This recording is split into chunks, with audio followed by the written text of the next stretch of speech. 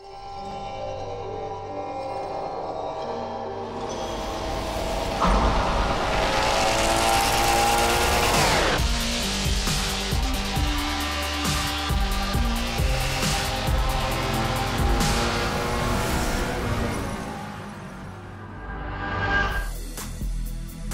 Motorsport's always been a series about innovation. We always want to push the racing genre, so we've made huge improvements because we want to get people excited about cars in general.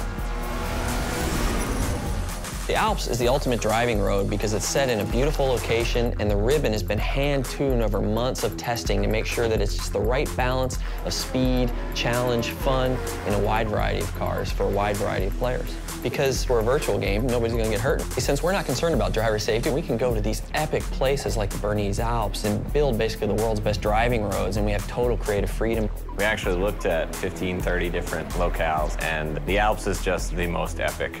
The landscape is so surreal, it's crazy. I mean, these mountains are very different from any mountains you see anywhere else. I mean, it's just, with all the jagged peaks. We are on part one of a trip that will take us through Switzerland and Italy as the guys from Turn 10 gather source material and basically inspired by the entire trip. What we're gonna do is find the most amazing areas we possibly can and photograph them to no end. We took a really long elevator ride after a train ride and a long walk and another train ride. Took a while to get up here, but oh my God, it's worth it. Did you guys see the background and everything? Yeah.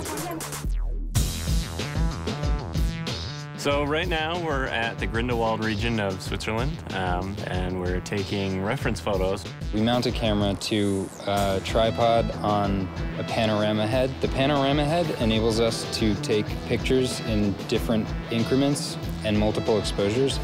We stitch them all together and then we get an HDR. An HDR is high dynamic range image. Each frame that we do at a multiple exposure. So when you stitch it all together later, you can slide through all the different exposures. So you can go from a very dark scene with a little pinpoint where the sun is all the way up to a very exposed image. And that way it gives us the full range to play with when we go to make our sky domes later. We have a pretty long production cycle, so probably about a year of full production once we get home. So we bring back all of our reference, we start modeling rough landscapes that existed there so they're fairly accurate, but we're not bound to recreate it perfectly as it exists because there isn't a track there. But we want it to be believable. It needs to fit with the other real racetracks in the game. So we create a whole backstory about how the Bernese Alps came to be. It started off as a ski resort, and roads were built for workers in the wintertime, and then this rich entrepreneur bought it and tried to build a racetrack there, but got shut down.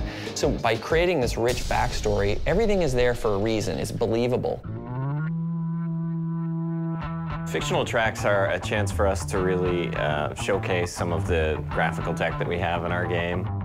We've redone our lighting engine, and this track in particular, with its very bright snow and blooming, really shows off what our graphics engine can do.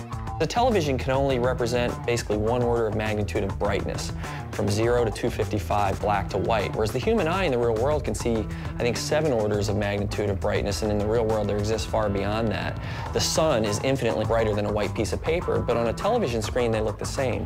Well, we found a way to basically reverse engineer that at full HD resolution on the Xbox 360. So what we do is we captured high dynamic range images of the world, and that gets baked back into the lighting and the reflections on the car, which means the sun is order of magnitudes brighter than a white piece of paper and is brighter than gray asphalt, which basically makes the cars look really grounded in the environment.